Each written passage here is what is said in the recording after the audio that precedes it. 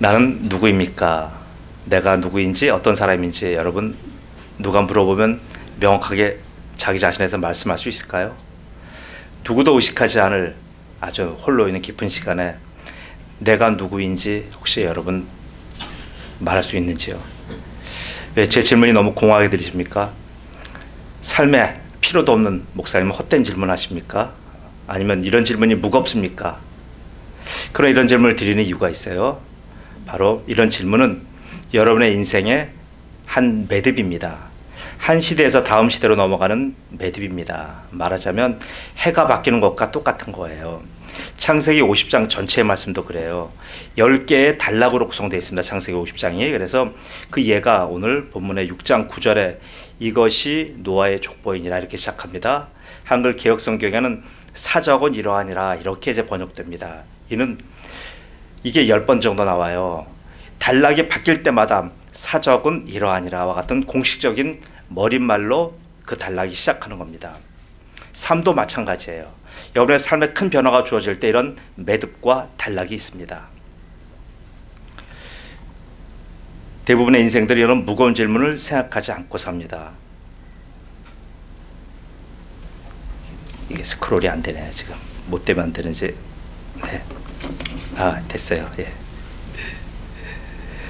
그러나 그리스도인들은 달라요. 왜요? 그리스도인들은 자연인들과 다른 형식으로 살기 때문에 이런 원천적인 질문을 우리는 자신에게 던져요. 나는 누구인가? 이는 철학자만의 질문이 아니에요. 또 고도로 수행을 하는 그런 고행자들의 화두만도 아닙니다. 우리 그리스도인들은 수시로 이런 질문을 던지는 우리에겐 평범한 질문이에요. 그러나 자연인들은 이런 질문을 피해요. 왜요? 특정한 사람들에게만 이런 질문을 맡겨두고 자신은 삶에 푹 절어 삽니다. 자연인들과 그리스도의 이런 차이는 어디서 온다고 생각하십니까? 바로 인생관에서 와요. 인생관이 다릅니다. 그들은 자신들의 삶이 이 땅에 던져진 인생이라고 생각하는 거예요. 그렇게 땅과 삶에서 성취와 즐거움이 목적이며 그들의 일상입니다.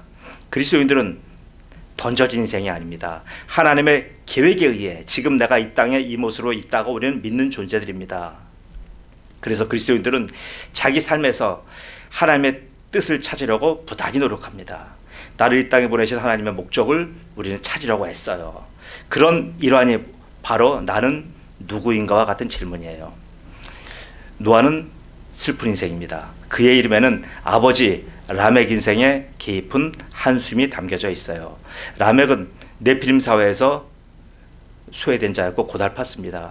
하나님의 저주로 생산력을 잃은 땅에 아주 힘겨워했어요.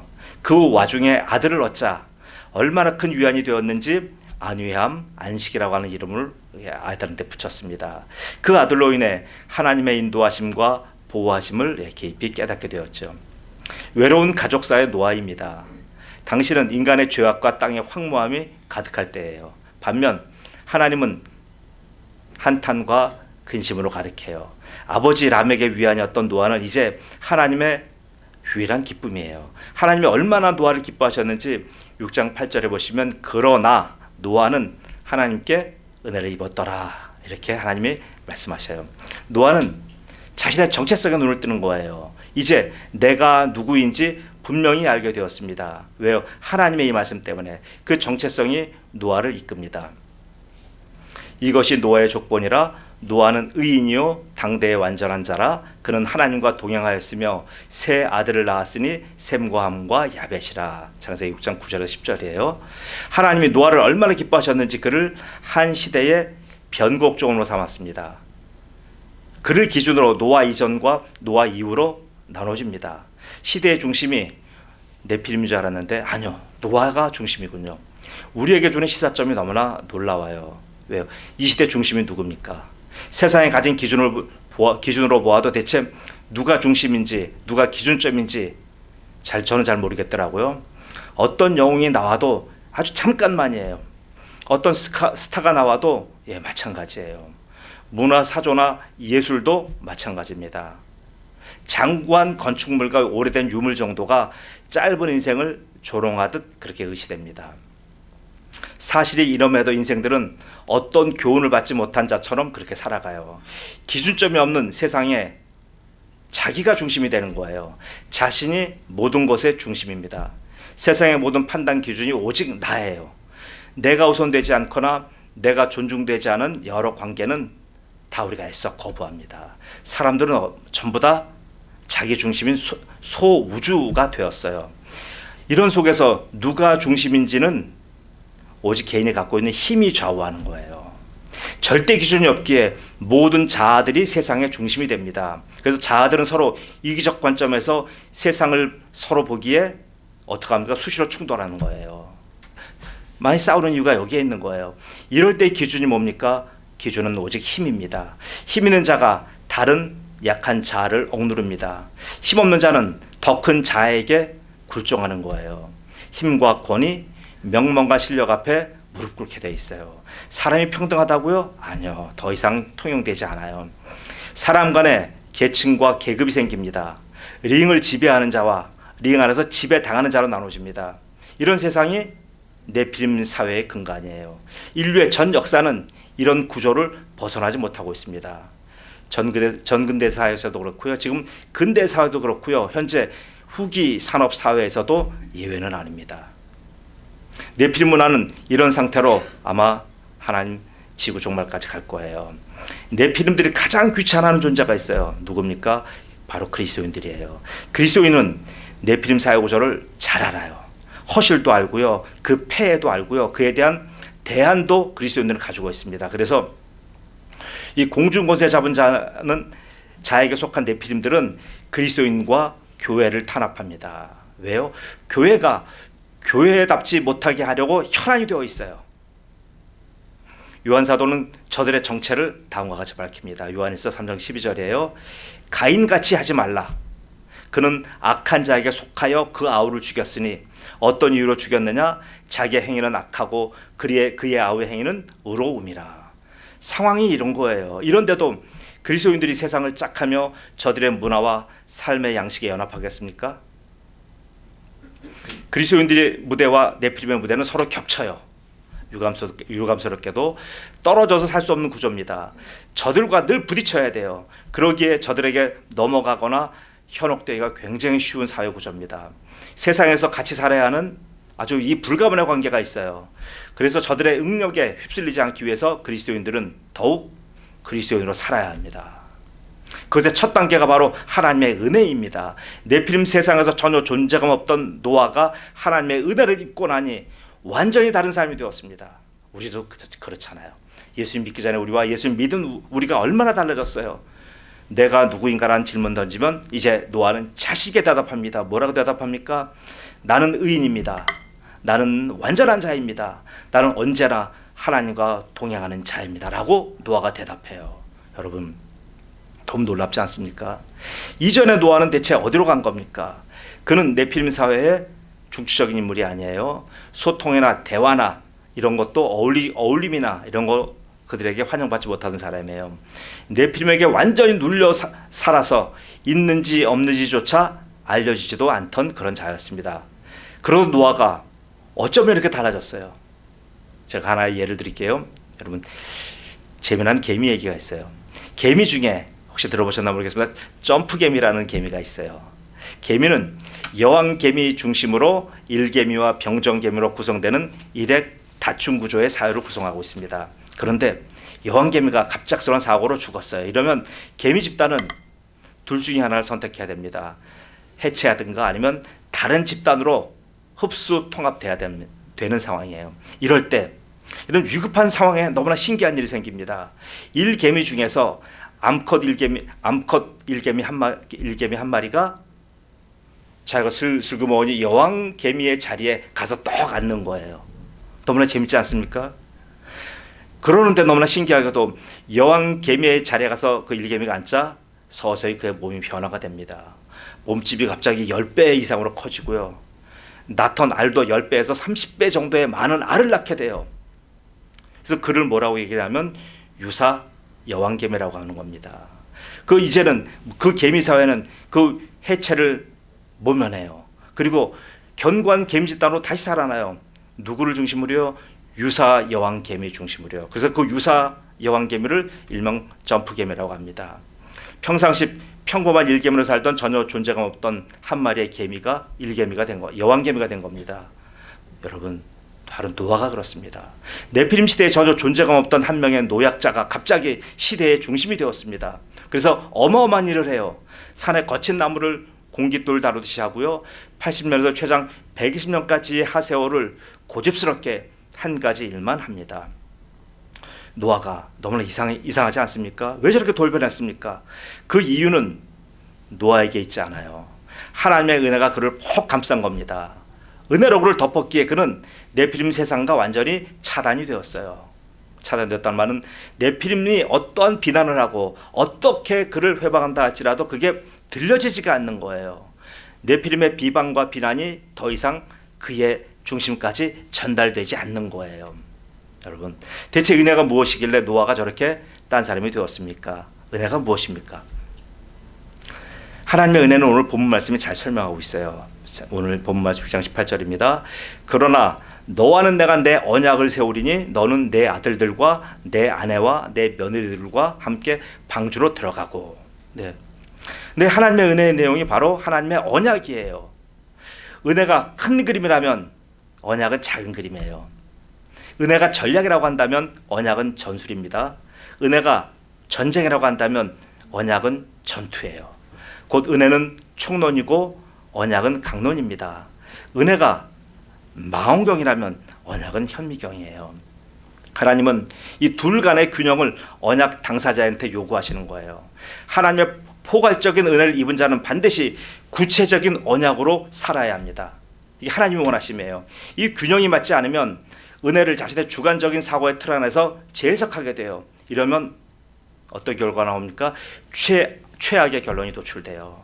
자신에게 좋은 것, 유리한 것은 은혜고요. 나에게 불리한 것, 나에게 나쁜 것은 비은혜, 반은혜가 되는 거예요. 이 위험성에 대해서 주님은 준엄하게 경고하셨습니다. 좁은 문으로 들어가라. 멸망으로 인도하는 문은 크고 그 길이 넓어 그리로 돌아가는 자가 많고 생명으로 인도하는 문은 좁고 길이 협착하여 찾는 자가 적음이라. 마태복음 7장 13절 14절 말씀이에요. 자, 군인은 군복을 입고 총을 듭니다. 마찬가지예요. 하나님의 은혜를 입은 자는 반드시 하나님의 언약으로 살아가는 겁니다. 그래서 본문에 처음으로 구약성경 전체 처음으로 언약이란 말이 등장하는 거예요. 은혜 뒤에 항상 언약을 말합니다. 그리고 언약 앞에 은혜를 말하는 거예요. 이런 것 은혜와 언약이 항상 같이 움직인다는 뜻이에요. 자, 잘 들으십시오. 은혜는 다분히 주관적으로 해석될 소지가 있습니다. 그러나 언약은 그렇지 않아요. 언약은 객관적인 진리 체계예요. 누구나가 지키고 살아야 할 공동체의 룰입니다. 그래서 모세는 이것을 법이라고 했어요. 법은 그 사회 구성원 누구에게나 다 공평해요. 차별적으로 적용하지 않잖아요. 그래서 정의는 곧 법입니다. 법이 없으면 정의의 기준이 없는 거예요. 그러므로 그리스도인이라는 것은 이 법 곧 언약의 법으로 사는 사람들입니다. 이 사실을 알면 왜 하나님께서 아브라함에게 은혜, 믿음만 말씀하지 아니하시고 언약을 말씀하셨는지 여러분 이해가 될 거예요. 창세기 17장 7절 말씀이에요. 하나님이 아브라함에게 하신 말씀입니다. 아브라함은 믿음의 아버지잖아요. 그 믿음의 아버지에게 뭐라고 말씀하셨냐면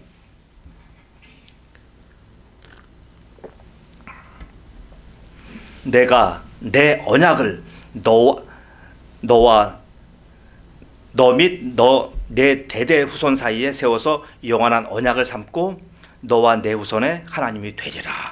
믿음의 아버지에게 언약을 말씀하신 거예요. 이는 믿음이라고 하는 은혜 위에 주신 하나님의 언약이 삶의 기초와 틀을 제공하기 때문입니다.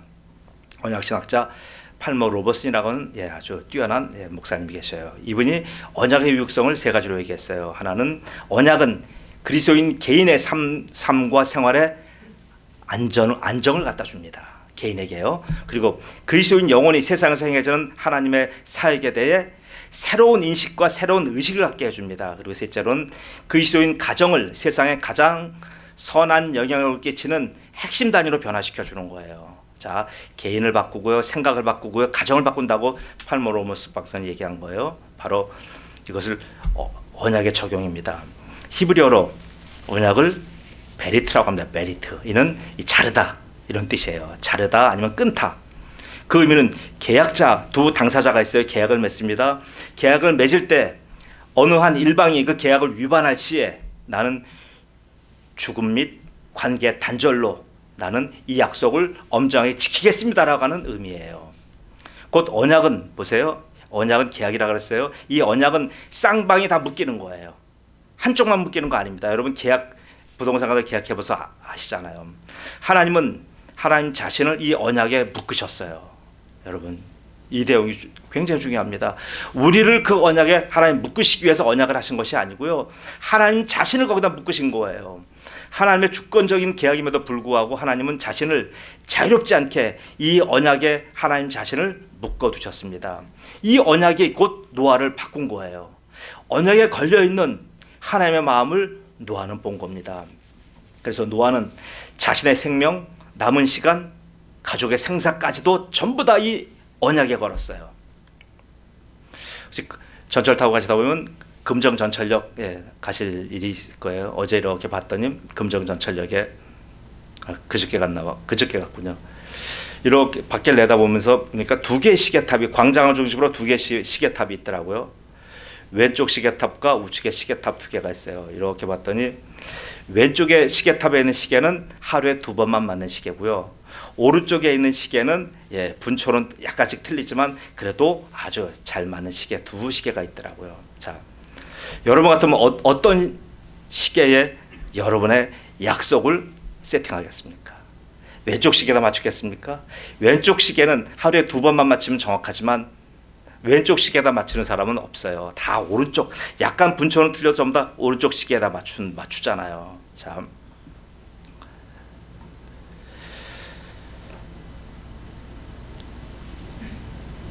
언약이 바로 이와 같은 거예요. 오른쪽 시계, 그게 바로 언약과 같은 거예요. 우리가 오른쪽 시계에다가 나 자신을 모든 시간과 계획을 맞춘다고 한다는 것은 바로 이게 언약이에요. 언약에 그리스도인을 맞추고 사는 거예요. 일반인이 전부 다 올바른 시계에 맞춰 살듯이 하나님의 백성들은 어디다가 맞춰서 산다고요? 언약에 맞추고 사는 거예요. 자, 나 자신이 누구인지 아는 것은 바로 하나님을 아는 것에서 비롯돼요. 하나님이 누구신지를 모르면 나 자신의 정체성에 대해서 우리가 굉장히 헷갈려요. 세상 자연인들이 자신들을 땅의 사람으로만 인식하는 이유가 바로 하나님을 몰라서 그래요. 하나님을 모르기 때문에 그들은 이 땅에다가 모든 걸 다 걸게 하는 거예요. 이 땅에 모든 자기들의 가지고 있는 모든 기능과 재물과 자기들의 모든 재주를 전부 다 이 땅에다 놨어요. 저들의 탁월한 능력과 힘 너무나 안타깝잖아요. 우리가 볼 때는요. 저들이 저런 확고한 인생을 마치고 이제 어떻게 됩니까? 하나님 앞에 서게 될 때 저들은 마치 태풍 앞에 흔들리는 나무 잎사귀처럼 그렇게 흔들리게 됩니다. 왜요?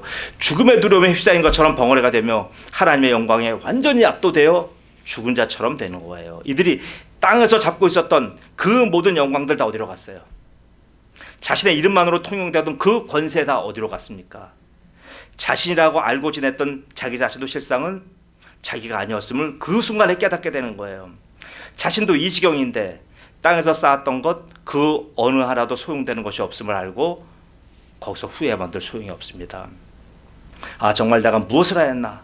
한 번 인생을 대체 왜 저렇게 철저히 속고 살았나? 아무리 외치고 발버둥 쳐도 그때는 소용없습니다. 이제 모든 공연은 끝났습니다. 자연들은 이렇게 속은 거예요. 금정역 광장 좌측 시계를 기준으로 산 대가입니다. 그 시계의 이름은 육신의 정욕이에요. 우측 시계는 바로 하나님의 언약입니다. 언약 대신 정욕으로 산 사람들의 최후예요. 이는 일찍이 호세아 선지자도 외친 메시지입니다. 그들은 아담처럼 언약을 어기고 거기에서 나를 반역하였느니라. 호세아서 6장 7절 말씀이에요. 네, 이렇게 자연들의 죄는 곧 언약을 어긴 겁니다. 그리고는 육신의 정욕으로 달려간 거예요. 하나님은 영이십니다. 사람이 하나님을 알 수 없는 근본적인 이유가 여기에 있어요. 하나님 영이시기 때문에 그래요.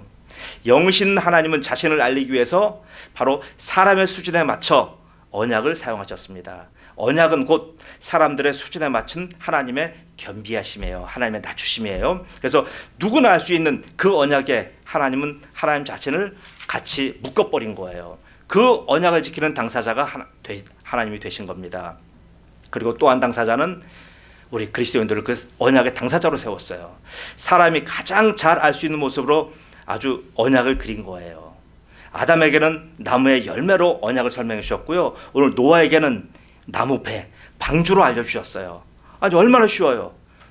나무의 열매로 언약을 설명하셨고, 그 홍수가 창이란데 배 하나 둥둥 떠다니는 그 배로 언약을 설명하시는 것, 얼마나 이거보다 더 쉽게 설명해야 되겠습니까? 아담은 언약의 당사자로 그 언약의 하나님을 후손에게 전해줄 책임을 하나님께 받았어요. 그런데 그 언약은 피와 생명을 담보로 이루어지는 계약이기에 언약에 실패한 아담은 결국 후손에게 죄와 사망까지 전해주고 말았습니다. 오늘날 성도에게는 이 두 가지 이 언약 당사자의 길이 있어요. 하나는 아담의 길이고요, 또 하나는 노아의 길입니다. 저는 오늘 노아의 길을 살펴봄으로 인하여 우리가 언약의 당사자로서 어떻게 살아가야 할 것인가에 대해서 한번 고민해 보기를 원합니다. 자, 노아의 길입니다. 노아는 첫째로 언약의 그의 인생 950년 인생 중에서 그는 가장 그에게 획기적인 것은 어떤 일이냐면, 사건은 바로 언약의 대상자로 부름받았다는 거예요. 구원만이 목적이라고 한다면 여러분, 언약은 필요 없어요. 보세요. 에녹처럼 하나님이 구원받은 백성은 그냥 불러가시면 되는 거예요. 그러나 하나님은 구원 외에 이 땅에서 하나님의 백성이 해야 될 일이 있기에 언약의 대상자로 세우신 겁니다. 노아는 만물의 보존자로 살라고 언약의 대상자로 부름받은 거예요. 하나님이 아담에게 주신 언약이 두 가지 있었어요. 하나는 행위 언약이고요, 또 하나는 창조 언약입니다. 행위 언약은 아담의 실패로 이제 되돌릴 수가 없는 거예요. 끝난 거예요. 대신 아담이 해야 될 창조 언약은 남아있는 거예요. 창조 언약은 뭡니까? 예배가 있고요, 일이 있고요, 그 다음에 가정이 있는 거예요. 예배는 안식의 의무로 창세기 2장 3절에 나와 있고요, 일은 문화명령의 형태로 창세기 1장 28절에 나와 있고요, 가정은 결혼의 의무로 창세기 2장 18절에 나와 있어요. 이렇게 일과 가정과 예배를 지키도록 노아는 창조 언약의 보존자로 부름받은 거예요. 노아가 언약적으로 부름받은 것은 바로 나무배를 만들어 도피하는 것만 있는 것 아니에요. 그가 방주를 통해 구원받은 것은 이 창조 언약을 계속 유지하고 지키고 나가야 될 대상자이기 때문입니다. 우리도 마찬가지예요. 나의 구원만을 위해서 언약의 대상자가 된 건 아니에요. 오해하지 마세요. 구원 얻은 우리가 이 땅에서 해야 될 일이 있기 때문에 우리를 언약의 대상자로 부르신 겁니다. 믿으십니까? 두 번째, 노아는 복음의 확장성의 사람으로 살라고 부름받았습니다. 노아가 언약의 대상자로 부름받은 것은 우선은 노아 자신 때문이에요. 창세기 6장 18절 상반절에요. 너와는 내가 내 언약을 세우리라. 먼저는 우리예요. 당사자예요. 당사자가 구원받는 게 먼저 제일 중요합니다. 두 번째는 뭡니까? 다음은 가족이에요. 6장 18절 하반절에 너는 내 아들들과 내 아내와 내 며느리들과 그 방주로 들어가고. 가족이 목적이에요. 온 가족 구원은 하나님의 간절한 뜻이며 명령입니다. 이르되 주 예수를 믿으라, 그리하면 너와 네 집이 구원을 받으리라. 사도행전 16장 31절 말씀이에요. 가족 구원은 하나님의 아주 간절한 외침이에요. 그래서 하나님은 노아에게 6장부터 9장까지 사이에 노아가 나오는데 너는 내 아들들과 내 아내와 내 며느리들과 함께라고 하는 가족 구원의 이 강조를 무려 9번이나 하셨어요. 사랑하는 성도 여러분, 혼자 구원받은 것 굉장히 귀해요. 불신자 가정에서 저희 사모님처럼. 그러나 나의 영적 태만과 무관심으로 가족이 지옥으로 가는 것은 이 핏값을 누가 감당할 거예요? 그 핏값을 누구한테 물리실 거예요? 전혀 관계없는 사람에게 그 핏값을 물리시겠습니까? 아니에요. 노아가 언약의 대상자가 된 또 다른 이유는 세 번째예요. 뭇 영혼들의 구원 때문이에요. 혈족이 아닌 영혼들에게도 구원의 복음이 들어가기를 하나님은 원하십니다. 그뿐 아니라 뭇 영혼들에게도 자기의 복음을 갖고 올 뭇 영혼들, 많은 영혼들 있잖아요. 나랑 관계없는 많은 영혼들도 자기들에게 복음을 전해줄 그 하나님의 아들들을 기다려요. 하나님의 아들들이 기다리기 때문에 수많은 선교사들이 한국에도 1880년대, 90년대 계속 들어온 거잖아요. 왜요? 여기에 그들은 알았어요. 하나님의 아들들이 여기서 기다리고 있는 거예요. 로마서 8장 21절 20절 말씀입니다.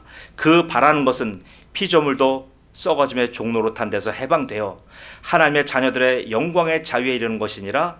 피조물이 다 이제까지 함께 탄식하며 함께 고통을 겪는 것을 우리가 아느니라. 뭇 영혼들이 이렇게 지금 탄식하고 있어요. 그래서 하나님의 아들이 오시기만을 기다리는 거예요. 이같이 복음의 확장성, 점증성으로 살아가는 것은 곧 복음 전파자로 살아가는 의미예요. 마치기 전에 이제 존 버년의 철로역정 이야기를 제가 소개하고 마치겠습니다. 그리스도인이 긴 여정 끝에 이제 천국의 가까움을 느껴요. 장망성에서 출발한 이 여행입니다. 이 여행은 이제 끝이 앞에 이제 다 보이고 있어요. 세상이나 다른 교우들이 봐도 이 인생의 진로가 이제 끝나고 하나님 앞에 가기 직전에 이 모습은 얼마나 아름답습니까? 그러나 그에게 지금 바로 종착역을 앞두고 피니시 라인을 앞두고 어떤 일이 생겼냐면 절망의 병이 찾아왔어요. 이 크리스찬에게, 그리스도인에게 절망의 병이 찾아온 거예요. 그래서 과거를 돌아보니 후회와 회한밖에 없고요. 미래를 보니까 막 여기서 엄청난 두려움이 있는 거예요. 여지껏은 잘 지내왔는데 이제 마지막 이 고비를 넘어가면 영원한 하나님의 나라 들어가는데 그 고비 앞에서 지금 미래가 막 두려움으로 다가오는 거예요. 그 절망의 바다에서 자신만 외로워 있다는 생각이 자신을 너무나 비참하게 만들어요. 그러니까 마음의 평안은 사라지고 보이는 모든 사람들이 자기를 돕는 사람 다 미워져요. 내면에선 막 불평이 터져 나와요. 평생 믿어왔던 하나님이 그 순간에 희미해지는 거예요. 저는 많이 봤어요. 저는 이런 분들 장례를 통해 저는 너무나 많이 봤습니다. 내적 외적 아주 극심한 고통이 오랫동안 괴롭히니까 자신이 어떻게 이보다 더 초라해 보일 수는 없어요. 그래서 그렇게 자기가 믿고 자랑했던 자기의 외모 없어졌죠. 자신의 성취는 다 휴지 조각이 돼버렸죠. 그 다음에 아무도 나를 알아주지도 않죠. 인정해 주지도 않죠. 나란 존재가 이미 이 땅을 떠나기도 전에 이미 이 땅에서 잊혀진 존재가 돼버린 거예요. 다들 어떤 표정이냐면 내가 빨리 이 땅을 떠나기를 바라는 눈치예요. 이런 절망의 상태인데도 불구하고 문제는 주님의 손길이 느껴지지 않는 거예요. 그럼 우리가 그런 절망의 상태에서 이제 주님 앞에 갈 날이 얼마 안 됐으면 그때 바로 우리가 주님의 손길이 느껴져야 되잖아요. 빨리 떠나고 싶어요. 그런데 내 마음대로 되지도 않아요. 완전히 무기력한 존재가 됐고요. 식물인간 같은 존재가 바로 지금 나의 상태인 거예요. 이런 상황 속에 있는데 하나님께서 한 전도자를 보내요. 그 전도자가 신방으로 옵니다. 그 전도자가 따뜻하게 그의 손을 잡아줍니다. 성도님, 지금 성도님은 의심의 성에 갇혀 있군요. 이 의심의 성은 죽음의 강을 건너기 전, 이 땅에서 하나님 나라 가기 전 마지막 시험입니다. 많은 그리스도인들이 인생 항해 끝에서 만난 이 의심의 성을 못 벗어나곤 합니다. 여기서 항해를 마치는 거죠. 성도님 품 안에 손을 넣어 보십시오.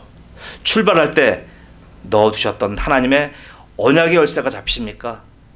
그리스도인은 더듬더듬 온몸을 뒤져 자기 속에 잊고 지냈던 언약의 열쇠를 찾았습니다. 전도자가 다시 말하는 거예요. 그 언약의 열쇠로 지금 성도님이 누워 계신 이 의심의 성을 열고 나가십시오. 그 열쇠는 이 의심의 성에 있는 모든 자물통을 다 열 수 있는 맞는 키입니다. 이게 바로 언약이에요. 언약은 여러분이 하나님 앞에 나오시던 그 첫 순간에 주어졌어요. 노아가 하나님의 은혜를 입자마자 바로 은혜는 여권을 받은 거예요. 근데 여권을 받고 우리가 비자를 받지 않으면 그 나라를 못 들어가잖아요. 바로 언약의 비자입니다. 바로 언약의 키가 주어진 거예요. 집 비번은 우리가 잃어버릴 수 있어도 언약의 키는 잃어버리지 말아야 됩니다. 예레미야 31장 33절입니다. 그러나 그날 후에 내가 이스라엘 집과 맺은 언약은 이러하니 곧 내가 나의 법을 그들의 속에 두며 그들의 마음에 기록하여 나는 그들의 하나님이 되고 그들은 내 백성이 될 것이라 여호와의 말씀이라. 이런 위대한 인생이 여러분의 인생임을 주님 앞에 감사하는 1월 14일 예배가 되시기를 축복합니다. 아멘. 전능하신 아버지 하나님 은혜 감사합니다. 아버지 하나님, 하나님께서 우리를 부르실 때에 한 손은 은혜로 감싸 주셨고 한 손은 우리에게 언약의 키를 주셨는데 하나님, 우리가 은혜가 좋아서 이 언약의 키를 자꾸 잊고 살았던 것을 오늘 말씀을 통해 깨닫게 되었습니다. 우리가 그리스도로 이 땅 살아간다는 것은 바로 하나님의 은혜 속에서 풍성한 은혜를 누리며 사는 것과 함께 하나님의 언약의 키를 붙들고 그 언약의 키가 나를 인도하는 대로 나의 구원과 가족의 구원과 바로 뭇 영혼들의 구원까지 신경 쓰는 하나님의 백성이 되게 한 것을 오늘 우리가 다시 깨달았습니다. 이런 위대한 정체성이 바로 우리 은혜빛교회 성도들의 정체성이오니 아버지 하나님, 남은 인생이 이렇게 하나님께는 영광 돌리며 자기 자신에는 누구도 뺏어갈 수 없는 기쁨과 평강이 넘치는 그리스도의 삶이 되도록 축복해 주옵소서. 감사하며 예수님의 이름으로 기도드리옵나이다. 아멘.